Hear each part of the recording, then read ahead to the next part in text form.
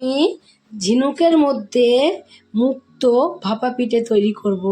এই ঝিনুকের মধ্যে মুক্ত ভাপা পিঠেগুলোকে আজকে আমি কিভাবে তৈরি করব, তোমরা প্রথম থেকে শেষ পর্যন্ত পুরো ভিডিওটাকে দেখতে থাকো যে ঝিনুকের মধ্যে ভাপা পিঠেগুলো আজকে আমি কিভাবে তৈরি করব। এটাকে রেডি করে নেবো। তার জন্য এখানে আমি নারকেল কুড়ে নিয়েছি। নারকেলটাকে দিয়ে দেবো পুরো কড়াইতে। আগের থেকে কড়াইটা আমি বসিয়ে দিয়েছিলাম। নারকেলটা দিয়ে এবার এর মধ্যে দিয়ে দেবো গুড়, একটু ঝোলা গুড় দিয়ে আজকে আমি গুড়টাকে তৈরি করব।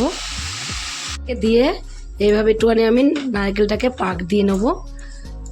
নাড়তে নাড়তে দেখবে নারকেলটা দিয়ে গুড়টা দিয়ে খুব সুন্দর একটা সেন্ট বেরোবে, আর একটু আটা আটা ভাব চলে আসবে নাড়তে নাড়তে, তখনই ভাবে যে নারকেলের পুরটা একদম রেডি হয়ে গেছে।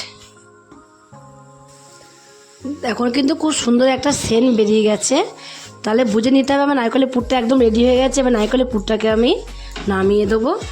এই নারকেলের পুরটাকে নামিয়ে আমি এক সাইডে রেখে দেবো। পুরটাকে নামিয়ে দিয়ে দেখো আমি গ্যাসে আবারও কড়াইটাকে ধুয়ে বসিয়ে দিয়েছি। এবার এর মধ্যে আমি এই বাটি মেপে এক বাটি জল দিয়ে দেবো। এর মধ্যে দিয়ে দেবো দেখো অল্প করে আমি একটু লবণ দিয়ে দেবো। লবণটা দিয়ে একটু মিশিয়ে দেবো এইভাবে দিয়ে। এবার এর মধ্যে আমি দিয়ে দেবো অল্প করে একটু দেখো ঘি দেবো। ঘিটাকে দিয়ে আমি একটু মিশিয়ে নেব জলের মধ্যে ভালোভাবে। দেখো ভালোভাবে জলের মধ্যে আমি ঘিটা দিয়ে কিন্তু মিশিয়ে নিয়েছি। এবার আমি এর মধ্যে দিয়ে দেবো মেজারিং কাপের 1 কাপ চালের গুঁড়ো। চারিপাশে দিয়ে এভাবে মিশিয়ে নেব। মিশিয়ে আমি গ্যাসটাকে অফ করে দেবো। চালগুলোকে একটু সিদ্ধ হতে দেবো। চালের গুঁড়োটাকে অফ করে দিলে ভালোভাবে দেখবে চালের গুঁড়োটা একটু সিদ্ধ হয়ে যাবে। আর ঢাকা দিয়ে দেবো, একটু ঢাকা দিয়ে রেখে দেবো। পুরটা একটু ঠান্ডা হয়ে গেছে। এবার পুরটাকে আমি একটা থালার মধ্যে নামিয়ে দেবো। নামিয়ে এটাকে একটু মেখে নেবো। এবার যেরকম আমরা আটা ময়দা মাখি ঠিক সেইভাবে কিন্তু এই ডোটাকেও একটু মেখে নিতে হবে। দেখো এখানে আমি মেখে নিয়েছি। মেখে নিয়ে এবার এখান থেকে আমি হাতের মধ্যে একটুখানি ঘি মাখিয়ে নেবো। আগে হাতের মধ্যে একটু ঘি মাখিয়ে নিয়ে তারপরে পিঠেগুলোকে রেডি করব। এবার দেখো আমি একটা এখানে ডো নিয়ে নিয়েছি, ওখান থেকে কিছুটা অংশ হাতে নিয়ে নিয়েছি, নিয়ে চপারের মধ্যেই নিয়ে নিয়েছি। নিয়ে এবার একটা আমি বেলুনি নিয়েছি, বেলুন দিয়ে একটু এটাকে বেলে নেবো। এভাবে পাতলা করেই বেলে নেবো। যেরকম আমরা রুটি করি ঠিক সেই রকমই কিন্তু পাতলা করে বেলে নিতে হবে। এভাবে পাতলা করে বেলে নেব। পাতলা করে বেলে নিয়ে বড় করে বেলে নিয়েছি রুটির মতো। দেখো যেরকম রুটি করে ঠিক সেরকম কিন্তু বেলে নিয়েছি। বেলে নিয়ে এবার এইটার মধ্যে আমি একটা ছোট গ্লাস নেব। তোমরা যে কোনো মাপ তোমরা নিতে পারো, যেরকম সাইজে করবো সেই মাপে নিতে পারো। এই ছোট গ্লাসটা দিয়ে আমি এইভাবে গোল গোল করে কেটে নেব। আর একটু পাতলা করে কিন্তু একটু বেলে নিতে হবে। একদম বেশি পাতলাও না বেশি মোটাও না। তোমাদের আমি দেখাচ্ছি আমি কীভাবে এরকম করে ধার দিয়ে রুটি ফেললাম। ফেলে একটা তোমাদের আমি দেখিয়ে দিচ্ছি। এখান থেকে একটা নিলাম, নিয়ে এইভাবে যেরকম ভাঁজ করে ঠিক সেরকম করে ভাঁজ করব। কুচির মতন করে ভাঁজ করলাম। করার পরে দেখো একটা এখানে চলে হলো এইভাবে ঢাকনাটা। আর এইভাবে একটুখানি উপরটা এইভাবে একটু নখ দিয়ে হাত দিয়ে দেখো আঙুল দিয়ে চেপে চেপে দেবো। আঙুল দিয়ে চেপে চেপে দেওয়ার পর এটা এরকম করে ভেঙে দেবো। এবারে ভেঙে দিয়েছি। ভেঙে দেওয়ার পরে এর ভেতরে আমি নারকেলের পুর যে তৈরি করে রেখে দিয়েছিলাম সেই নারকেলের পুরটাকে নিয়ে নেবো। নিয়ে ভেতরে দিয়ে দেবো। যতটা পুর দেওয়া যায় এখানে দিয়ে দেবো। কিংবা হাতের মধ্যে গোল করে নিতে পারো। আগে গোল করে বলের মতো ছোট্ট করে এখানে বসিয়ে দিতে পারো মধ্যেখানতে। কেন মুক্ত, আমি তো মুক্ত করবো, কারণ ঝিনুকের মধ্যে মুক্ত, তাদের মুক্তটা গোল করে বসিয়ে দিলাম। বসিয়ে দিয়ে এবার উপর দিয়ে এরকমভাবে দিয়ে একটু হাত দিয়ে চেপে চেপে নেবো। হালকা করে চেপে চেপে নিয়ে এখানে আমি রেখে দেবো। রেখে একটা দেখো কাঁটা চামচ নিয়েছি, কাঁটা চামচ দিয়ে এই ধারগুলো একটুখানি ডিজাইন মতন করে দেবো। তাহলেই হয়ে যাবে আমার একদম মুক্ত।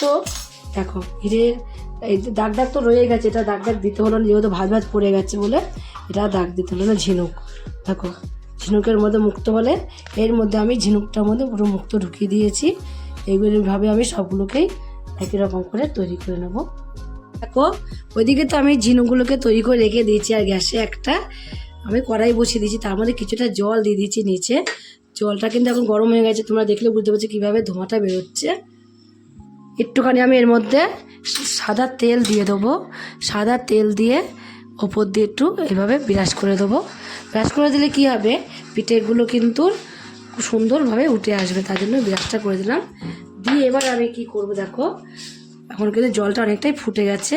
এই পিঠেগুলোকে এইভাবে একটু সাজিয়ে দেবো ওপর দিয়ে।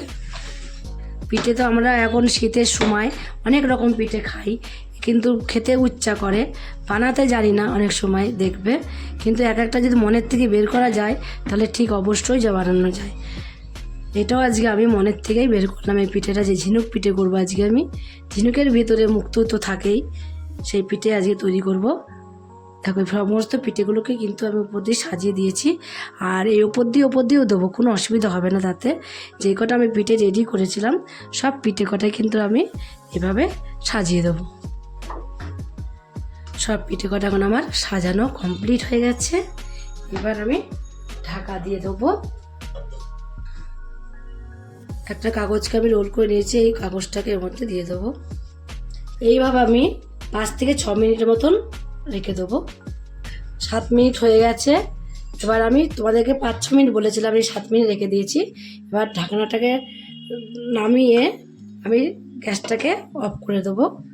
গ্যাসটাকে অফ করে তারপর আস্তে আস্তে আমি থালাটাকে নিচে নামিয়ে তারপর ঠান্ডা করে তোমাদের আমি দেখাচ্ছি। এখন দেখো একটু ঠান্ডা হয়ে গেছে, পিঠেগুলোকে আমি থালার থেকে এভাবে নামিয়ে নেবো। সহজেই কিন্তু উঠে আসছে, যে একটার উপরে একটা দিয়েছি বলে যে উঠে আসতো না, অনেক সময় মনে হয় যে যদি না ওঠে। দেখো কত সুন্দর উঠে আসছে। ভাপা পিঠেগুলো তোমরা একদিন বাড়িতে তৈরি করে খেয়ে দেখো, ঝিনুকের মধ্যে মুক্তো ভাপা পিঠে। যদি এই রেসিপিটা তোমাদের কাছে ভালো লাগে, আর তোমরা যদি ফেসবুক থেকে দেখো ফেসবুকের পেজটি ফলো করে দেবে, যদি ইউটিউব থেকে দেখো ইউটিউবের চ্যানেলটি সাবস্ক্রাইব করে দেবে, পাশে থাকা বেল আইকনটিটা প্রেস করতে ভুলবে না, তাহলে নতুন নতুন রেসিপিগুলো তোমাদের কাছে তাড়াতাড়ি পৌঁছে যাবে। আমার চ্যানেল যদি নতুন বন্ধু হয়ে থাকো, সাবস্ক্রাইব করোনি, প্লিজ সাবস্ক্রাইবটা করে দেবে। সবার আগে তোমাদের কাছে নোটিফিকেশন ঢুকে যাবে। ছোট্ট করে লাইক করো, কমেন্ট করো, অনেক অনেক শেয়ার করো। নমস্কার বন্ধুরা, দেখা হবে আবার পরের রেসিপিতে।